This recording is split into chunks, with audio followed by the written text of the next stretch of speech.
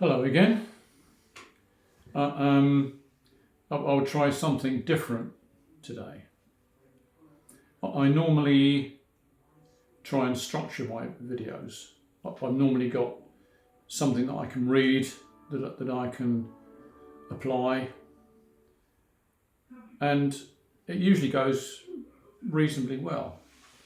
Well, I'm not going to do that. I'm just going to do this off the top of my head. Um, and initially, this is about Finland, but it will progress into many things, I think. Now, this piece of information I've got now specifically applies to Finland, but I picked it up from a very, very obscure source. We had a comedian die here recently. Actually, in actual fact, he wasn't a comedian, he was a writer for comedians. He wrote for Tommy Cooper, he wrote for John Junkin, loads and loads of people. A very, very famous writer, and he was very, very good at what he did. But I didn't know this. Now, back in the 50s, middle 50s, he was just starting his career. And an American singer brought out a song called The Purple People Eater. That was the name of the song.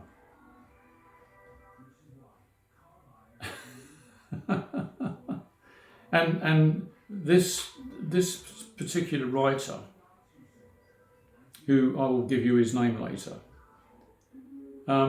decided to cover it. He recorded it. And it was a hit. And it was a hit for 3 weeks in 1958 in Finland. Look it up, The Purple People Eater. Now,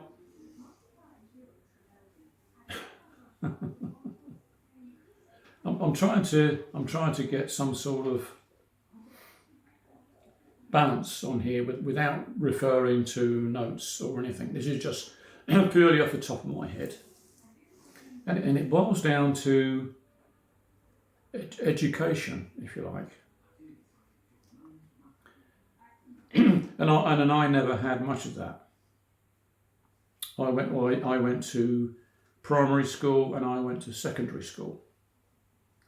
And I was allocated a slot in a C stream, which is average. I was average. Okay. And I was determined when I went to the secondary school that I would be the class joker. And I was, in more ways than one, because when I left to go to work, I realised how uneducated I was. My boss, the first day I worked there, he said to me, "How are you financially?" And I didn't know what he meant. Where I came from a very working class background, financial didn't come into your life, I can assure you of that. Everybody lived from hand to mouth. And that was normal. I didn't know any different. I didn't know I was poor. Not until I left home and left and found out that the world was a big place with lots of people with different views and different intelligence, if you like. I always assumed as a young boy that posh people, the ones that were in the higher echelons of society, were the most intelligent. That's not true. Not true at all. And my education actually started after I left school, as with a lot of people. I was at school, I learned to read and write and a little bit of geography and a little bit of science. nothing special. And I excelled at woodwork, which is what I did when I grew up. I still haven't maintained that yet. I still haven't got there.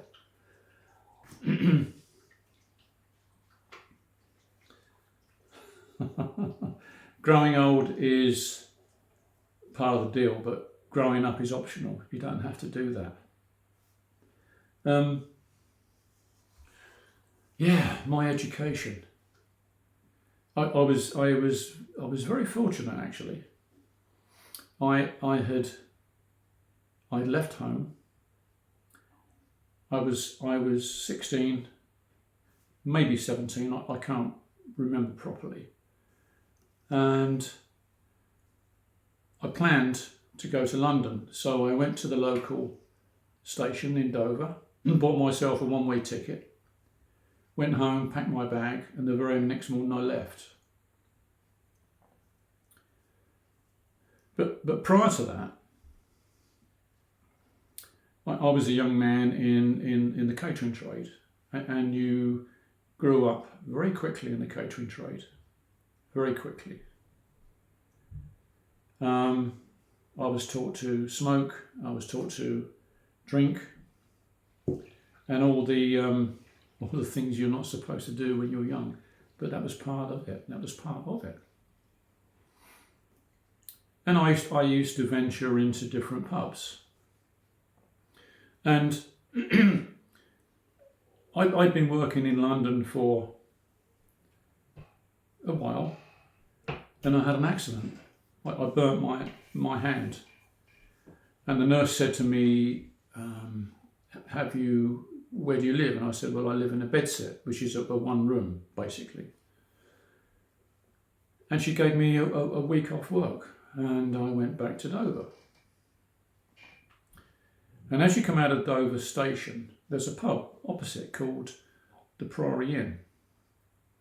And I fancied a drink.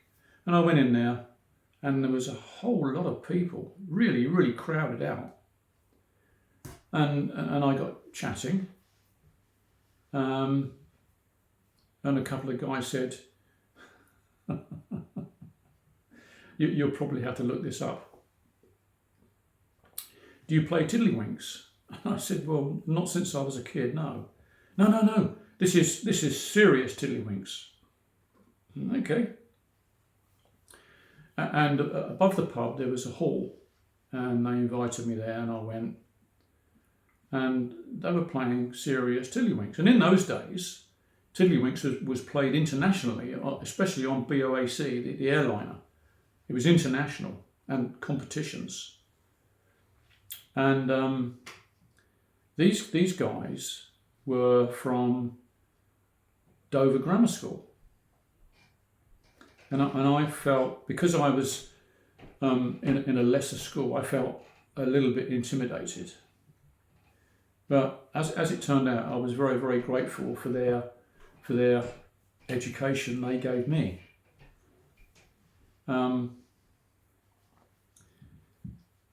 Because they were really, really helpful, really helpful. They explained to me where I was going wrong, what I'd learned was wrong, and blah de blah. They put me right, and I learned a great deal from those guys. Now, incidentally, this pub, the Priory Inn, was the centre for tiddlywinks. That's where they practiced, and that was actually very, very good. It was a mixture of grammar school boys and pupils and teachers from Dover College, which was a very posh school for special people who never mixed with anybody. And within this group of people was a particularly arrogant young man, really arrogant.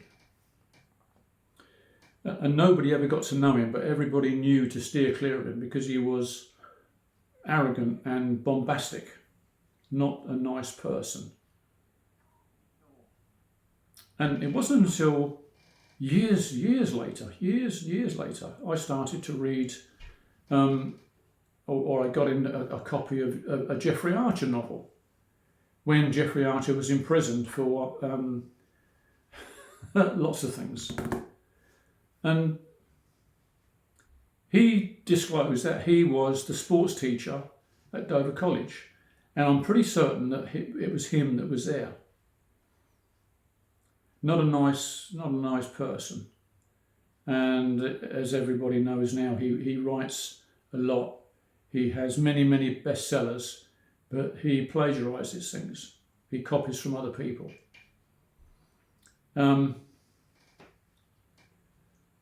And like I say, I was very grateful for those guys at the grammar school. And what made it really interesting, Dover became a hub of activity. And although I lived in London, I used to travel down every weekend to Dover to go to this pub to meet up with these guys, and there was always a party, normally at Canterbury, where the nurses lived. There was always nurses involved. Lots and lots of parties and all sorts of stuff. And a few of these guys that were at Dover Grammar School were well-known local people. There's a guy called Frank Allison. His parents had a vegetable shop. And there was another one who, I can't remember his name, but his nickname was Whiz. They also had a vegetable shop. And there was another family called the Dunfords. They also had a vegetable shop. Seemed to be quite popular. But there was one particular guy called Nigel, and I can't think for the life of me what his surname was. And we got on very well. He was very helpful, helped me through a lot of stuff, taught me a lot of being in grammar school. He taught me a lot of grammar, what not to say, what to say. And, and it wasn't until probably 10 years ago that I was talking about this online, and someone said, yeah, you must remember Nigel. He was a graphic artist in the days where graphic artists actually produce things, not on a computer, but literally. And he did many really good advertisements for ITV and was well known for it. And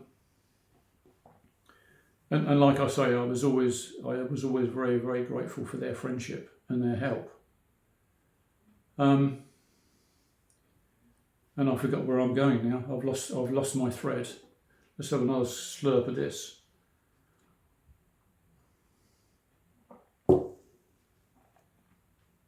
Oh yes. I find this, in those days I was quite intimidated, but now I find it quite funny. Because these guys who were at grammar school, and they were probably 4 or 5 years older than me, but they took me into their group. And they said, Ken, you must come to one of our reunions.